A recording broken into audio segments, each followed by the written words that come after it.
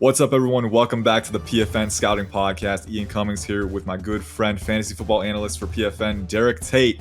AJ, unfortunately, is no longer with us, resigned to pursue a full-time opportunity, but we wish him all the best. He filled in after Dalton left to pursue independent ventures as well, and always had a great time talking draft with AJ. He knows his stuff, so make sure you follow what he's doing. But I'm here with Derek today. Derek, a good friend. We've done a few podcasts on the fantasy side before, and he knows his stuff. He's been pitching in on the scouting side as well, getting some reports out there for offensive playmakers. And you just got off a podcast talking with guys again, talking with Fitz.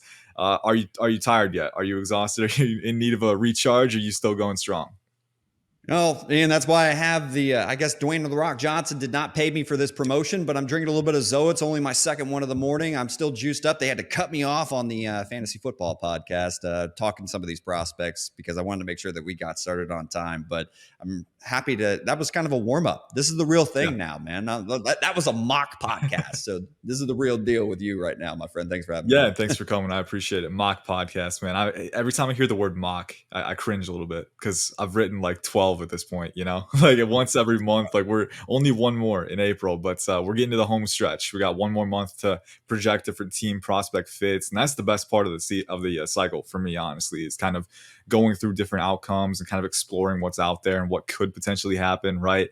But you can only go so far with that before you start diving into the individual prospects and the process and the tape watching and the scouting, right? So before we get into the nitty gritty, today's topic is offensive playmakers. We did a mock draft, post free agency mock draft last week. So if you want to go back and check that out, you can. But today we're going to the offensive side of the ball, talking about some of our favorite prospects on that side and favorite playmakers, and also just going through the class on that side of the ball. But first off, Derek, I want to ask you about the process and how you go through the scouting process, because everyone does it a little bit differently. And I think you being a fantasy football analyst, there's a unique perspective here because every single cycle, the scouting analytics debate rages on. My stance has always been that you need a little bit of both, right? You can't be closed off to any particular facet, but where do you stand on that spectrum? Are you a little bit more towards one way, or are you kind of the mind that you need a marriage of the two to get a cohesive valuation of a player?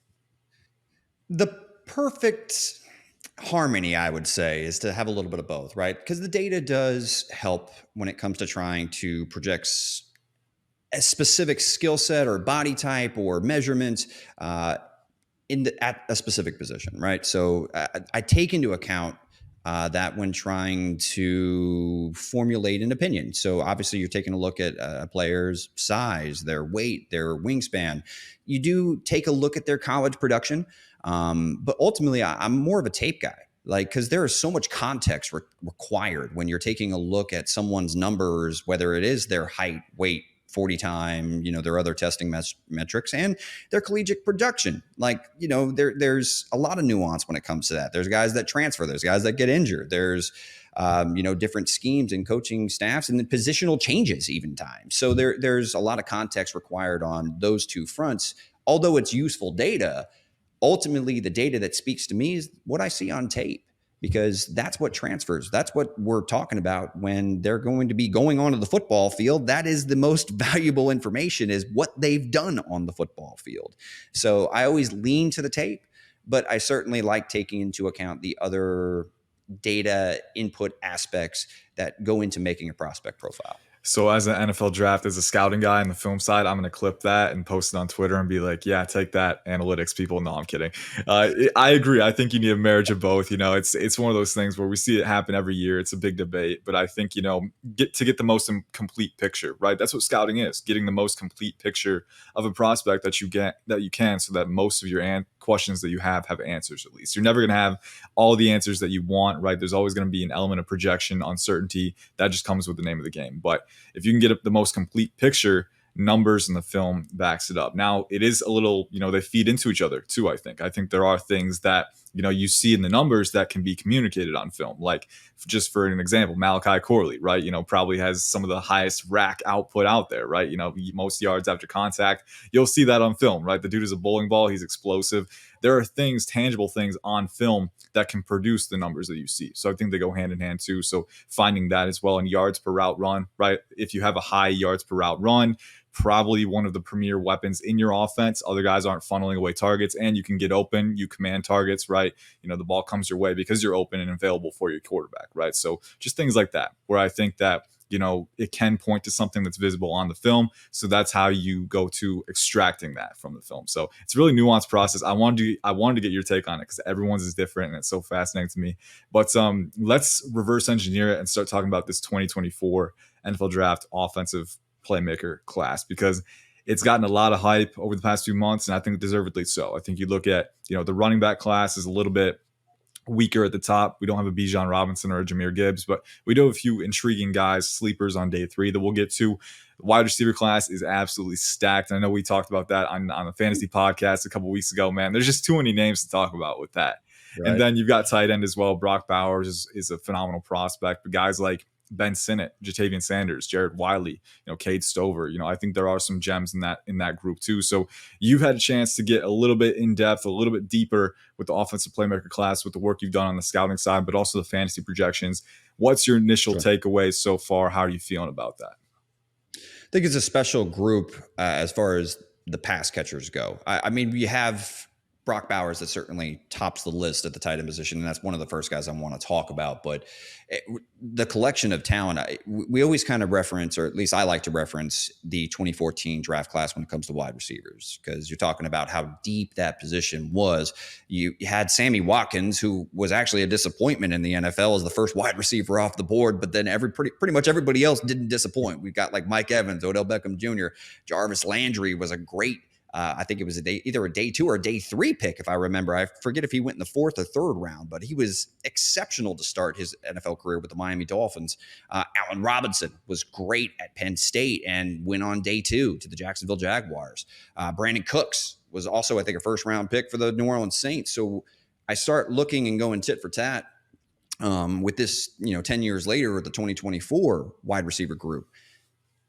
I see a lot of similarities, and I think at the top, we actually got I think at the top we have better prospects.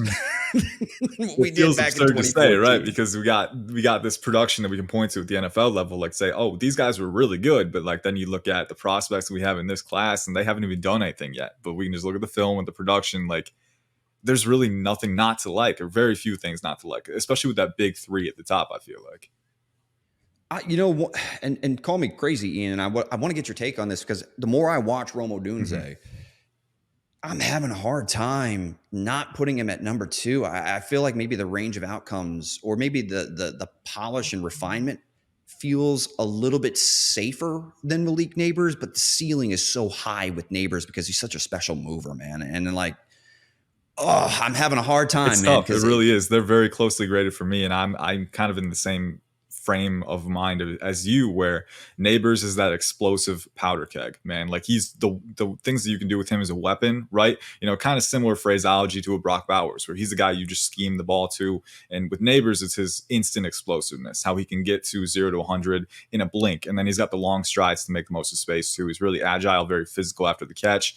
I just think that explosive firecracker element that he provides to an offense is something that's really hard to replicate, right? And you look at Rome Odunze, like by all means, he's not a bad athlete. He's a great athlete. He ran a 4.45, I think it's 6'3", 212, right? So I think his size adjusted fluidity, the route running, the body control at the catch point, like how he plays the ball with patience and discipline, controlling leverage against DBs is really special too. So it's kind of a pick your poison, pick your flavor type of argument for those guys. And it's tough because you don't want to put one as wide receiver 3. You just want to put both at wide receiver 2 if you could, but there's only one silver medal to give, and it's tough. But I'm in the same camp as you. I flip on them every day. I lean Neighbors, I think, because I do think there are route running building blocks in place that can allow him to grow there on top of his, the rack element in the vertical that he provides. But both incredible wide receivers. And the lesson is in this class, like you have 3 wide receiver 1s pretty much, as opposed to last year where we didn't know if we had 1. This year you have 3, and I think that's really exciting.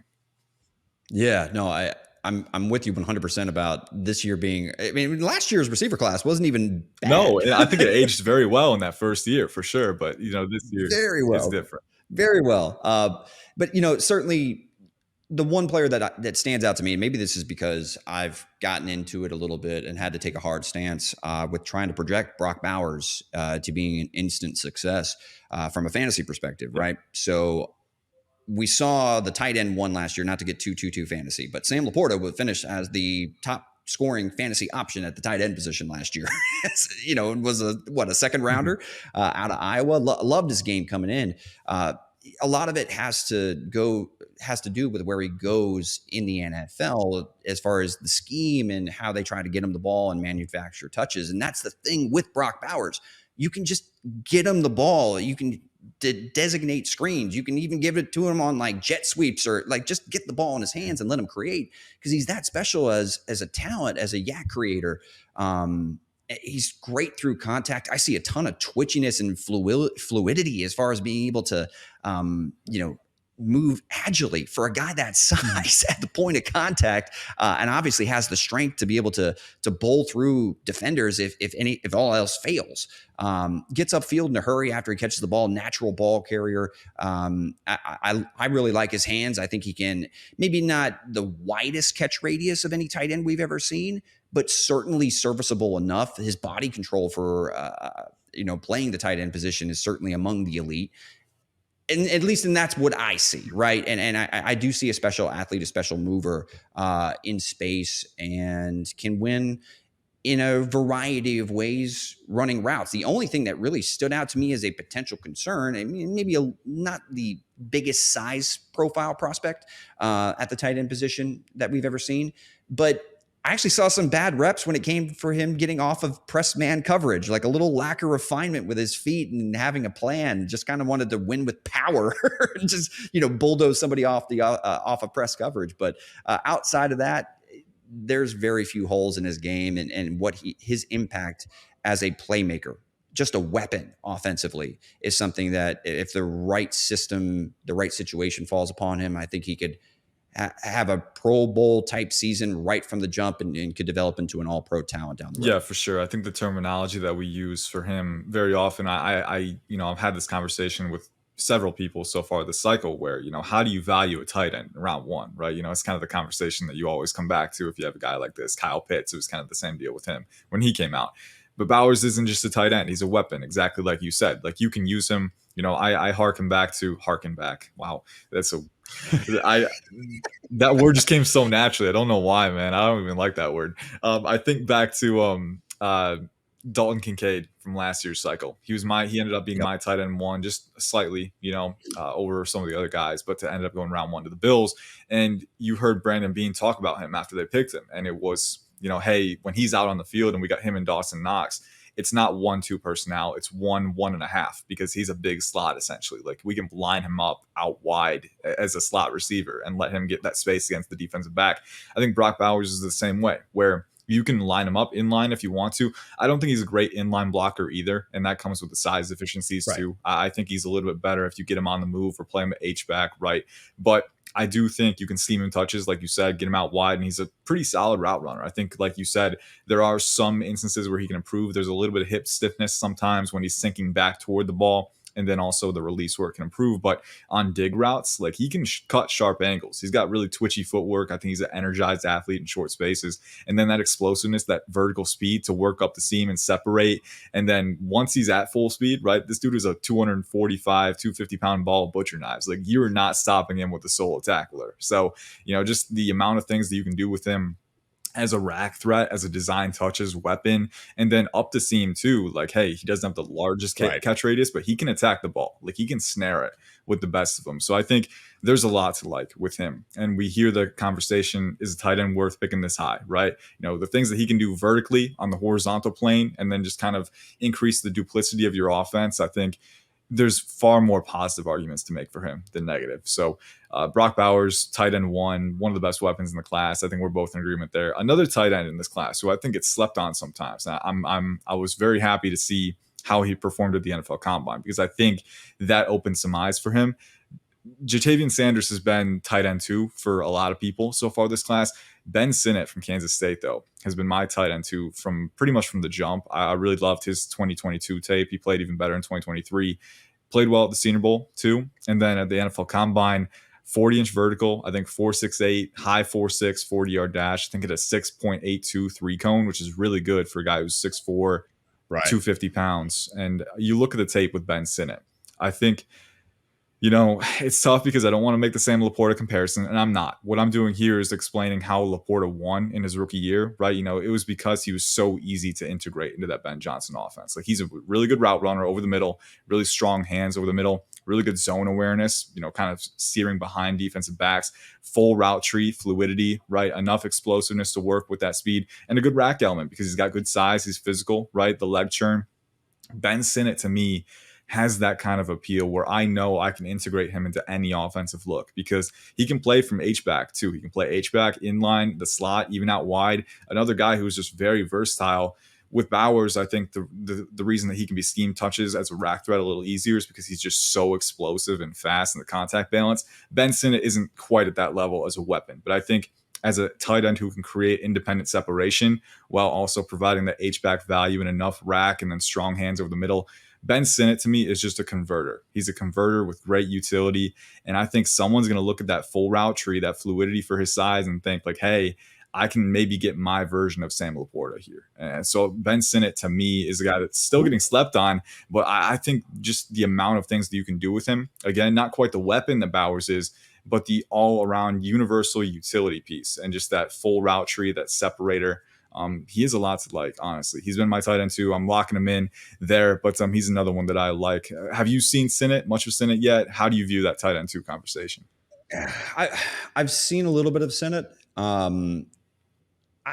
It's really hard sometimes to try to envision, is it just an inline tight end? Can he operate out of the big slot, or is he an H-back type? And sometimes, you know, a guy like Jaheim Bell out of Florida State, I'm not saying he's my tight end too, because he's not, but he's an intriguing athlete. Like, there was times where they just give him the ball, let him create. And there's moments where I have this is tight end is because like an evolving position that makes it very tricky. All the things you mentioned with Sinnott make sense to me though. You know, my tight end too is Ja'Tavion Sanders, but you know, I have Sinnott in my top 5, and I certainly understand all the points you just made, and certainly he looks natural. Like it's a lot of his movement feels effortless, and that's why I can see the projection and why you're so high on him, because I see what you see. It's just there's the element, like you mentioned that he's not as twitchy or as explosive as Brock Bowers is. No one is at tight end. That's an unfair comparison. It's like, let's make that clear. Like, the bar that Bauer sets is like up here. Like, it's like, hey, you're not hitting that. And I think, yeah, to your point, I completely agree. I was looking for the way to articulate it, but Ben Sinnott isn't quite as like, he's just so smooth, and a lot of it is effortless with how he channels that acceleration as a route runner, right? You know, when on digs and things like that, and comebacks and post routes and slants, like, you know, just very seamless through his redirections. And I think, you know, people weren't expecting to see a guy who tested with a 40-inch vertical because he's so smooth and effortless. And it's something that's, you know, it's not, sometimes with guys, their explosiveness, it's right there. Like, you can see it. Like, that dude accelerates. He's got jets on his shoes, right? With other guys, they kind of what's the word I'm trying to look for? They infuse it into their game so seamlessly that you don't always see it operating. I think Ricky Pearsall from Florida is another one. And we didn't mention him in our favorites today, but another one who tested really well. And you go back to the tape, I didn't see a 42-inch vertical, but the more you look at how he stacks guys and how seamlessly he stacks movements, right, and how he operates with that athleticism, some guys just make it look so effortless that explosiveness, that athleticism doesn't always catch your eye because it's applied in such an efficient way. I think Ben Sinnott is one of those guys for sure, though. I think he's one of those where, you know, he has the functional athleticism to maximize that operational framework. And that's what makes me so high on his potential at the NFL level. But we've talked about tight ends for long enough. We've got a lot of wide receiver ground to cover in our favorites. I know we talked about how deep this class is, and we kind of went over some of our favorite guys. Yesterday we were sending a list, and you know, we could go down the board with our day 2 options. I'm a big fan of Jalen Polk. I know you like some of the guys in day 2, but you provided one name that was very, very intriguing to me, and I was really glad that you brought this name up, because we get into day 3, we're getting into the weeds a little bit, but the depth still continues at that tier. So the wide receiver that you brought up is your favorite and that you wanted to talk about. Give the listeners the name here and tell us why you like him. Well, out of Holy Cross, which immediately is going to ask, well, okay, if he had a ton of success or a ton of production at Holy Cross, why should we believe that that's actually going to translate to and producing that much against NFL caliber talent? Look, the way that he runs routes, there's nuance in it. There's a plan. There is fluidity, deception, attacks leverage. There's the way he uses his hands at the top of his stem too, like just little details, like either whether it's a white move or anything like that, just to get people off of him at the top of his stem. I see something with Jalen Coker out of Holy Cross, and watching him attack the football, Ian, I don't know if he's aware that he's allowed to let the ball get to his chest.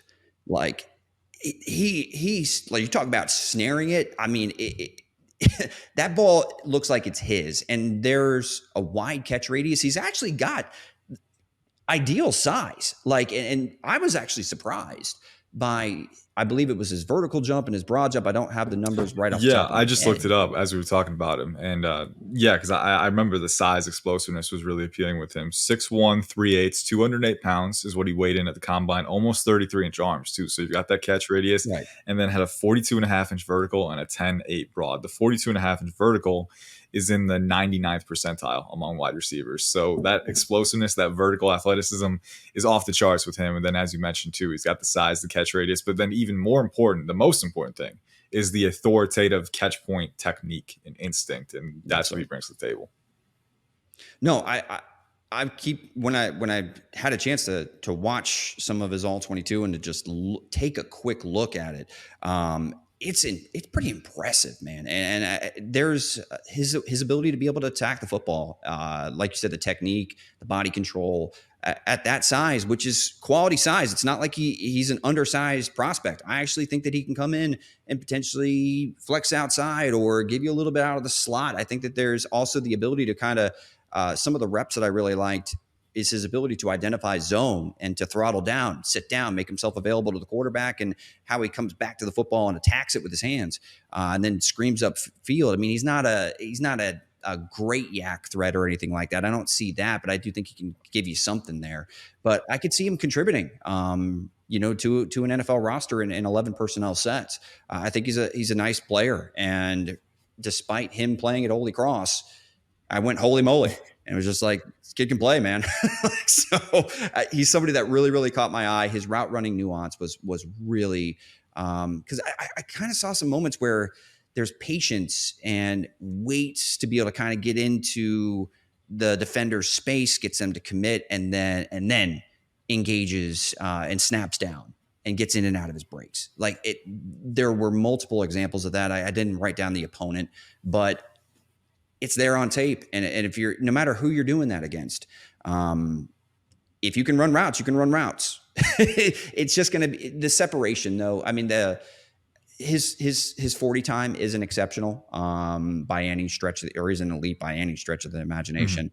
That, his vertical speed is somewhere that I don't think he's going to be able to give you a ton there, but his explosive elements in short area, ability to fire his feet is something that makes me believe that he can separate at the next level. Yeah, he's sometimes like as detailed and kind of intrinsic as the wide receiver evaluation process can be, sometimes it is as simple as, can you separate, can you catch the ball, right? Like, I hate making it that simple because there's so much that goes into it, but that's the most important thing.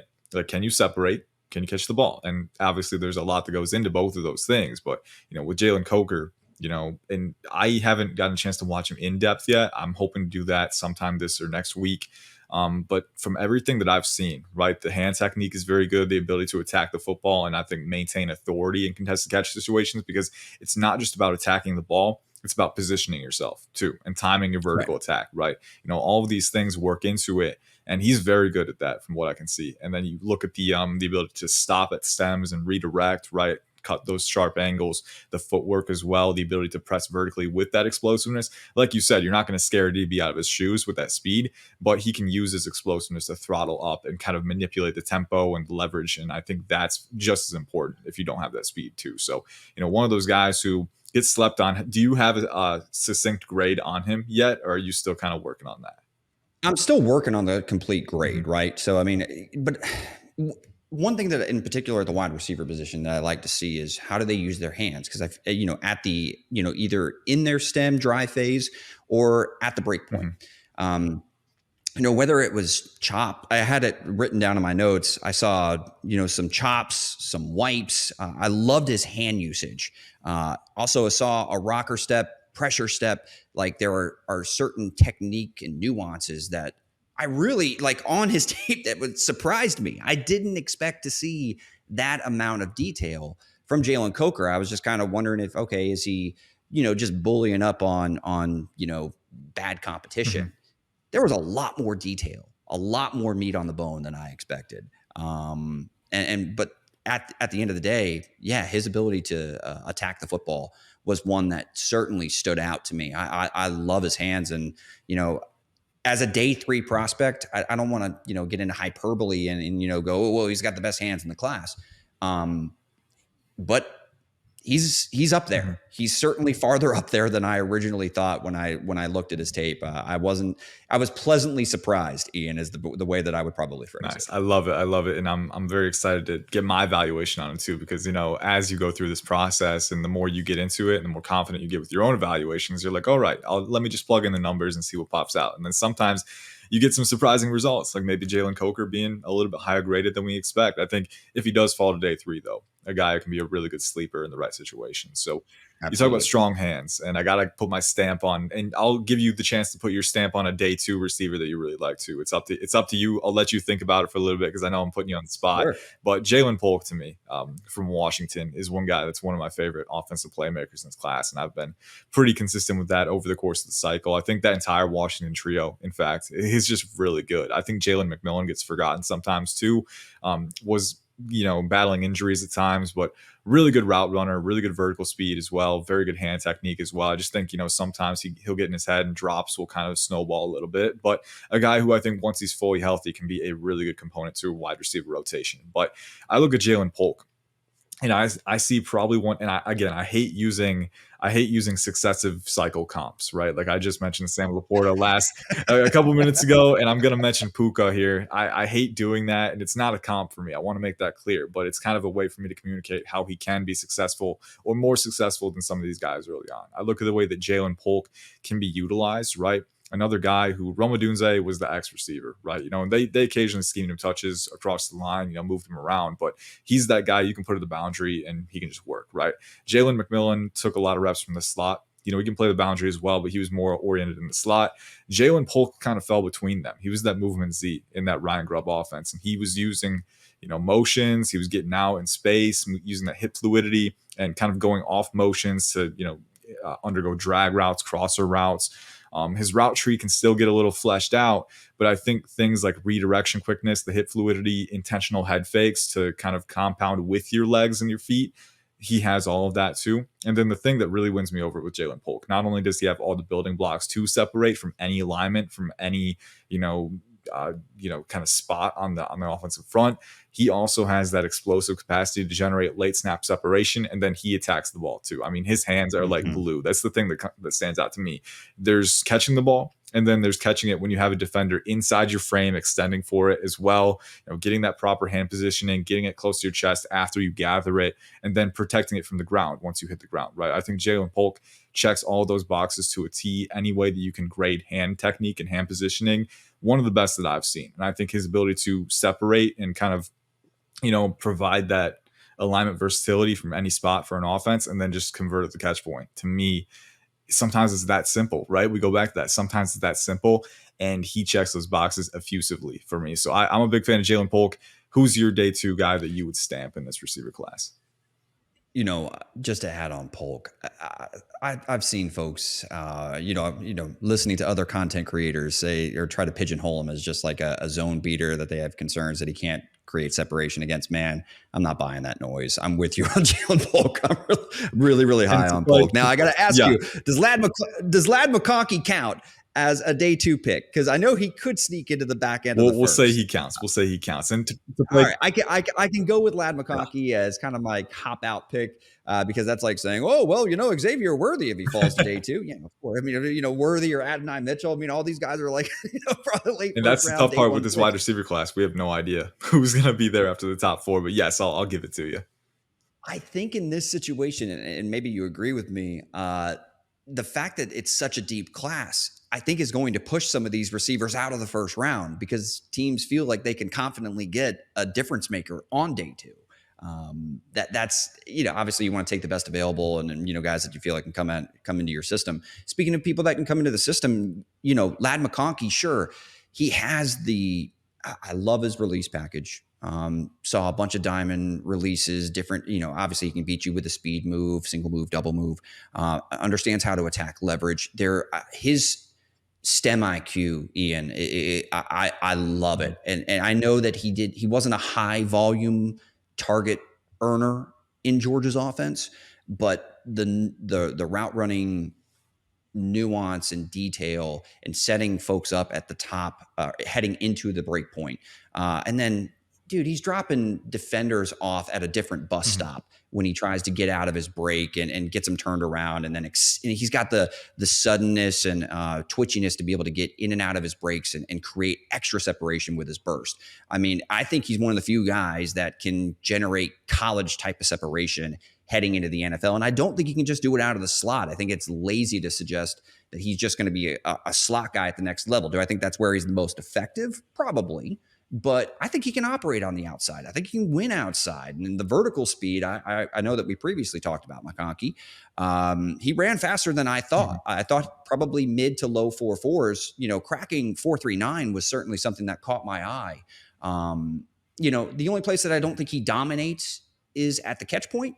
But he can, as far as a separator, he's among my favorite in this class. So he's certainly somebody that I think is going to probably be a day two pick, and he's my favorite of the bunch. Real quick, like how many receivers do you think could? And I want to put could in quotations because we're Right. The thing that we do best in the draft season, in the draft cycle, is speculate, right? Like, oh, this could happen, Yep. right?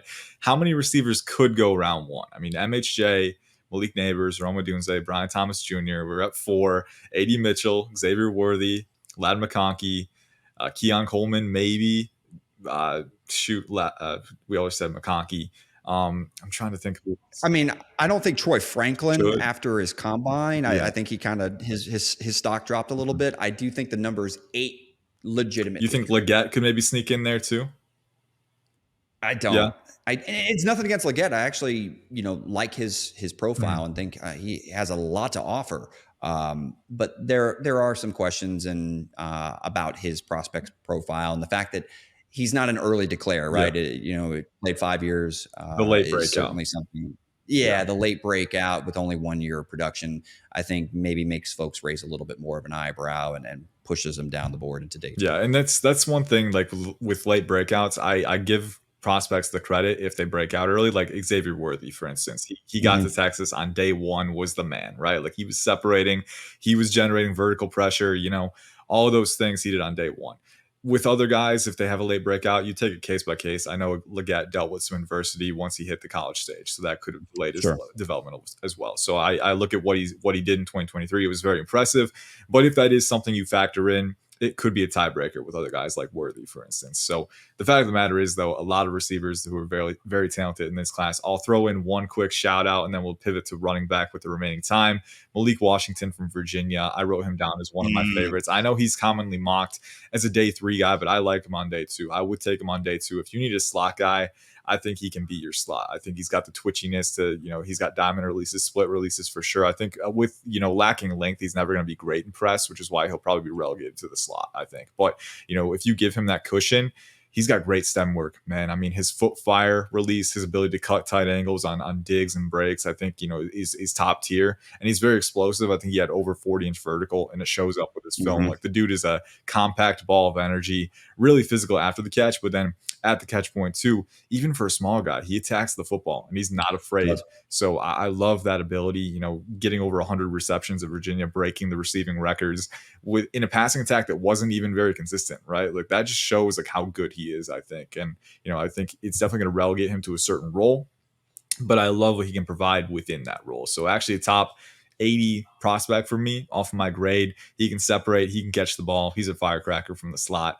Love what he has to offer. But we'll get to running backs for the remaining time. We've been talking about wide receivers. I know I could talk about Malik Washington too, but I mean, I love everything you just said. I'm 100% on board. I want him to go on day 2. I think he's going to be a hell of a football player. Any team who needs a slot receiver, like that's your guy right there. But we talk a lot. We knew we would. we're over 35 minutes now, so running backs for the final 10 minutes here.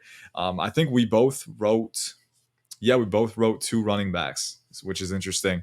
This class, real quick, just like 15 seconds. How do you feel about it? How do you feel about this running back class?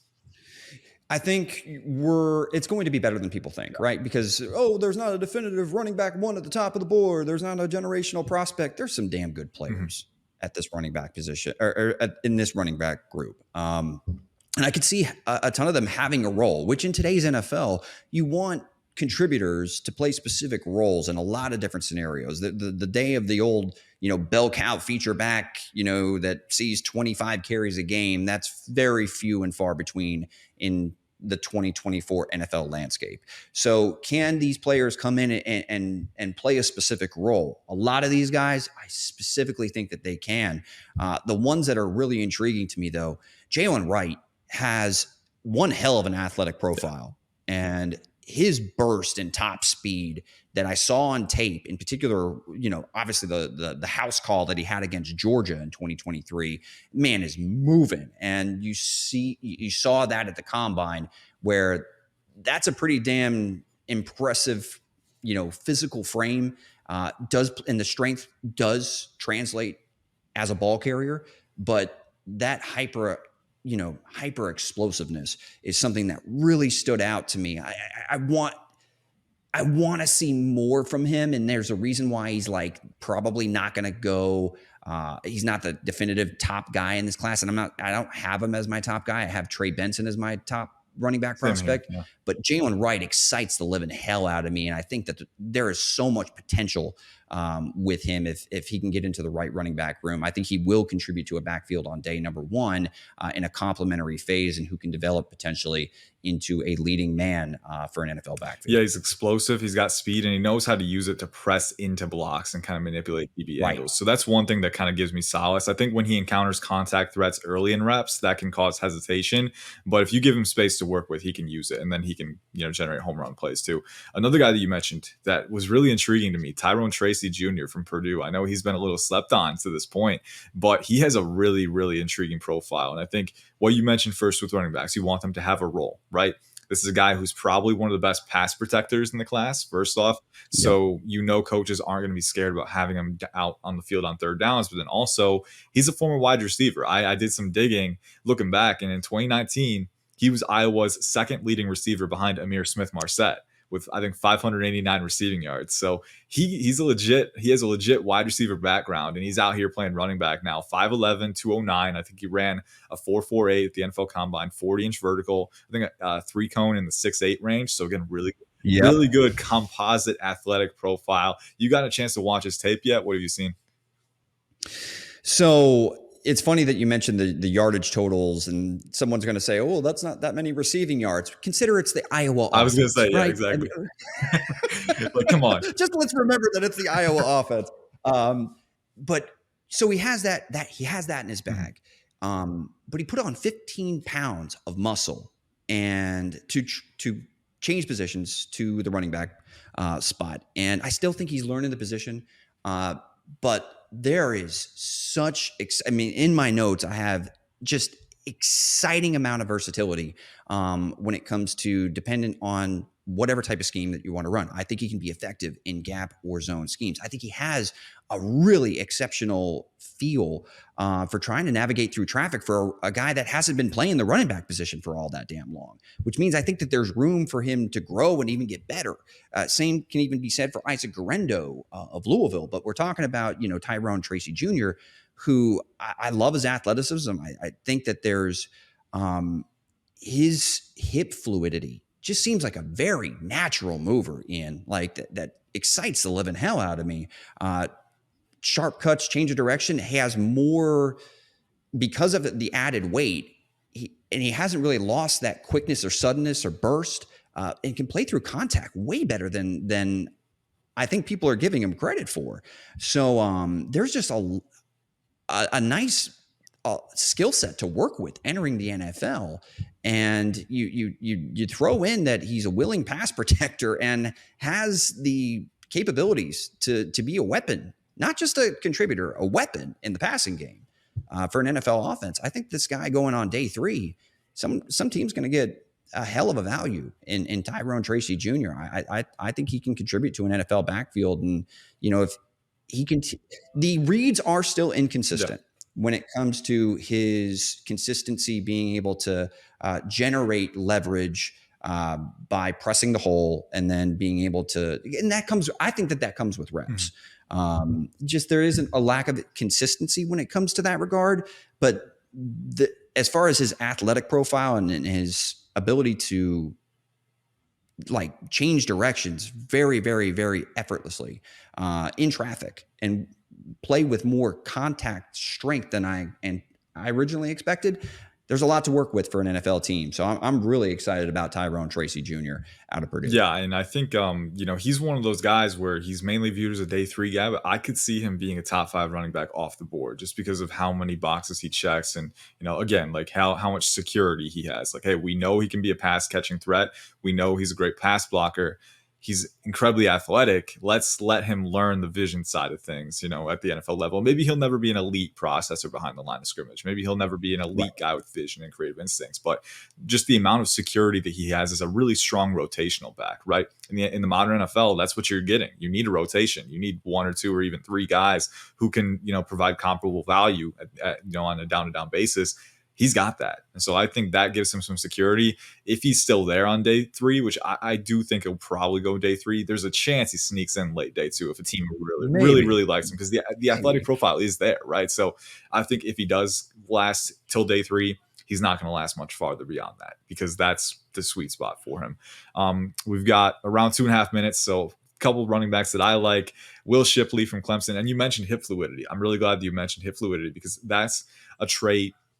As I continue evaluating the running back position, that's one that I realize I value a lot, I think, because you definitely need to have vision and creative instincts. I think that's a baseline thing. But once you have that, I think being able to redirect and navigate through those congested lanes while keeping speed and accelerating out transitions, I think hip fluidity and being able to realign your hips quickly at the drop of a hat is really important for that. And 2 guys that really stand out to me who have that trait: Will Shipley might have the most fluid hips in the class. He was a 5-star recruit, really natural runner, and I think he gets overlooked sometimes. I'm still solidifying my board, but I think he'll be my RB2. I was thinking about Jonathan Brooks from Texas, but the more I watch the 2 of them, I think I like Shipley more. I think Shipley is incredibly fluid, very explosive too. I think, again, that gets overlooked because he's so fluid and natural, but he's a really good receiving back too. He can run orbit motions. He can run flat routes out of the backfield. He can even rotate in the slot if you need him to. So I think there's a really versatile framework with him there. And then I think another one that I like a lot, Blake Watson from Memphis. He played Old Dominion